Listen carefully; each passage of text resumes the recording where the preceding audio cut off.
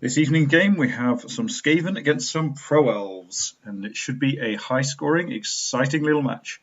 We've got sort of mid-range TV. We've got 1500 against 1500 or so. We've got no Rat Ogre on the Skaven team, but we've got a couple of we've got one sort of developed killer blitzer, and we've got some nice little gutter runners there. Fend, block, shadowing, sidestep, block, strip ball, and juggernaut, which is quite cool. And then just a bit of other stuff going on there. On the Pro Elf side, a bit of a thrower with accurate, safe throw, and strong arms. That was a double choice there. Fend, tackle, and dodge. I'm not sure about Fend on the blitzer, but might make it useful. A guarding blitzer, which is always nice, especially once he gets dodge, sort of keeps him alive a bit. Ag 5 catcher, gorgeous. They appear quite a lot. In fact, they do. So obviously, don't know if you got the Ag 5 first or the leap, but once you get the Ag 5, then leap is a brilliant second choice. So leaping on 2+, retrieving the ball from anywhere. So let's see what happens. So I'm going to trundle through at a reasonable speed. So he's receiving. So the elves receive and immediately sort of swamp. Now this is what I do with the Skaven as well, actually. Almost identical setup. So protecting the gutter runners back and just sort of conceding the sides, because it doesn't actually matter very much. As a Skaven player, you do sort of want the other team to score quickly, and then you could score back. And that's true for quite a lot of teams. And also it can make it a little bit hairy to protect the ball if you have all these choices. So I'm just protecting the gutter runners, and so the Pro Elves are running through, and so it'll be interesting to see what he does. So I think as an Elf team, he's just going to hold back, looks like. So he's basically caging in his own half, failing with the Snake Eyes there. Is it Snake Eyes or just a 1? Just a 1, not worrying about the Elf at all. And so how is he going to use his Blitz? So he's just going to try and take out the Blitzer, basically. So he's got the POW, and he's MNG'd already. Wouch. Niggled. No, he's already had a niggle. So just dispatched. That was the guarding blitzer. Yeah, guarding blitzer is nice. And so what he's doing here is just completely conceding his own half, which is a bit of an interesting tactic. I'm not sure I'd go quite that far, because he's thrown to there, and he's just scored it. Really odd. Now I wonder why he didn't do the stall there. I wonder if this was just a sort of going for as many touchdowns as we could get to see what happened kind of thing. So just going to beat up the... oh, right, okay. He's going for the one-turner. Excellent. That's good to see. So he's made the 2 handoffs and made the 2 pushes, sorry. And so this guy should just be able to run it in. Is he going to go for the pass? It's a handoff. 5-6. Handoff to the thrower, okay. And then the pass to the gutter runner. Who then runs it in. Just the 2 go for it and the score. Interesting. All right, I wonder what's going on with this match. All very foolish. So it looks like a pitch invasion there. Took down a few players and putting pressure on the ball there. So I don't think it was particularly an agreement, but it is a very strange thing to go for the one-turner straight away. And so it doesn't, absolutely, it doesn't look like any sort of agreement going on. But there's going to have to be some serious defending play here. Really hard, yeah. Skull. Oh no, that was just a 1 dice. Okay, yeah. Right, okay, so the thrower is going to have to pick up the ball on 3s and then wang the ball up the pitch as much as he can. If it works, he'll be fine. If it doesn't work, he'll be in all sorts of trouble. So dodging, oh blimey. So he's made the throw, no problem at all. So will he be able to retrieve it is the question.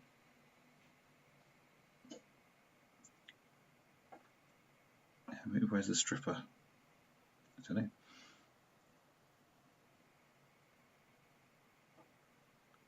Here he comes, dodging through. 1 dice, just push back. So that wasn't the strip ball one, it was the tackle.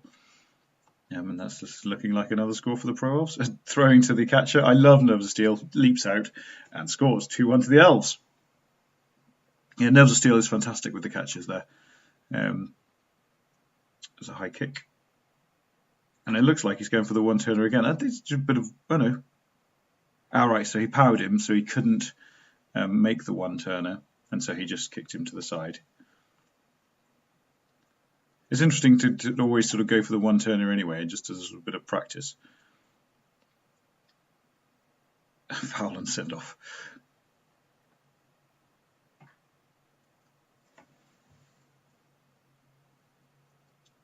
It's interesting. So he's going to want to score sort of as quickly as he can with Skaven this time.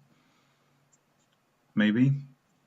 Let's see what happens here. So he's just going to get the block in there.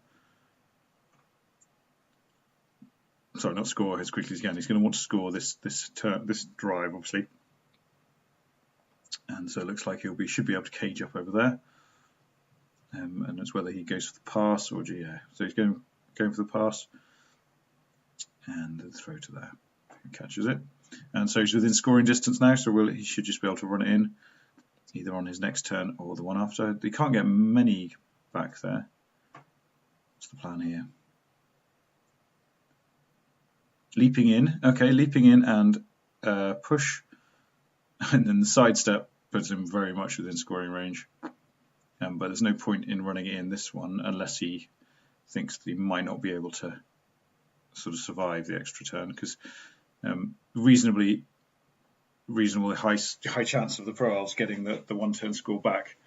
So he's run it in, and let's see if, because he's got the Ag 5 sort of leaper. Oh, he hasn't gone for it, looks like. And the Blitz. The Blitz would have made it difficult anyway. But with the Ag 5 and the move 8, you only need 8, 9, 10. You need 3 pushes, which should have been entirely possible. But it looks like he didn't set up for it. Interesting one. So just going for a POW there. And use piling on. So just going for the score and then the runaway to keep the Act 5 guy alive.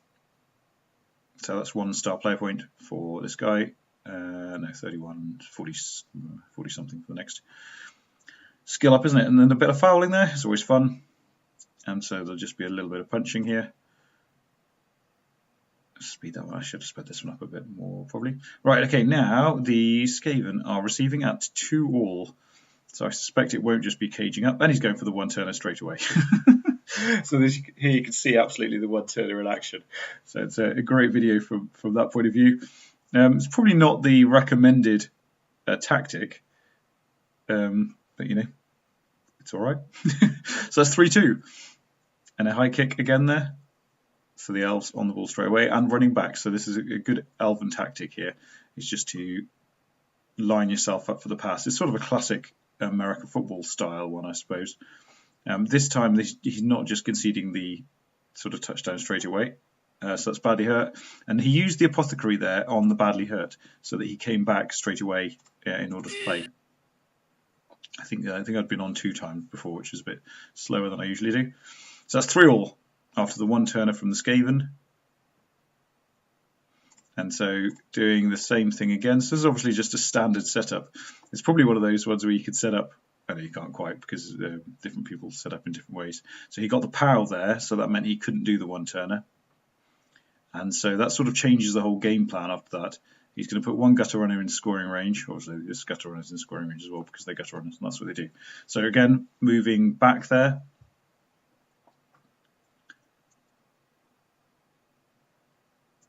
Nothing very much happening. So I think even this gutter runner might score. No real pressure there at all. Yep. So cleared that one out. Knocked out there. Didn't use piling on. So he's moving the players forward in case the go for it's fail, I guess.